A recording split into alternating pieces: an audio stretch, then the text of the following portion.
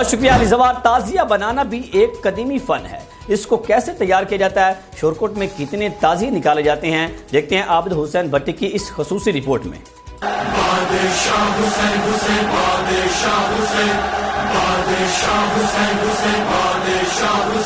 یہ دین پناہی کا شرف کس کو ملا ہے، یہ کس کا لقب ہے جو سرے عرش لکھا ہے۔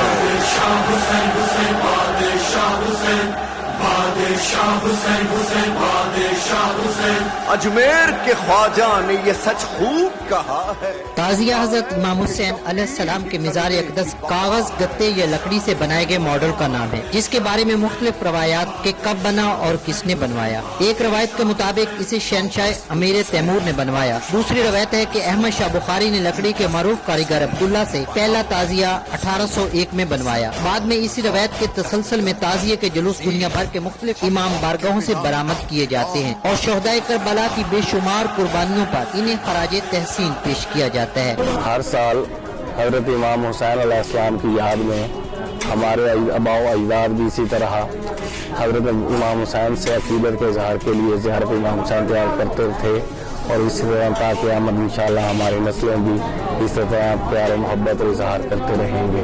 شورکوٹ شہر میں ہر سال 5 بڑے تعزیے کے جلوس نکالے جاتے ہیں، جس میں فقیر غلام یاسین، پیر سید نور اکبر شاہ، زوارہ والا تعزیہ، سید محبوب عالم شاہ گیلانی اور بھیڑ والا تعزیہ شامل ہیں۔ یہ تمام تعزیے اپنے مقررہ روٹ سے ہوتے ہوئے ماتمی جلوسوں کے ساتھ امام بارگاہ حسینیہ پرانا اڈا لاری میں اکٹھے ہوتے ہیں اور وہاں سے دربار پیر سید غازی بادشاہ میں اختتام پذیر ہو جاتے ہیں۔ شبیہ روزہ امام حسین علیہ السلام کی طرز پر بنے ان قدیمی تعزیوں کی تیاری جاری ہے، جو شب عاشور اور عاشورہ کے دن زیارت کے لیے رکھ دیے جائیں گے۔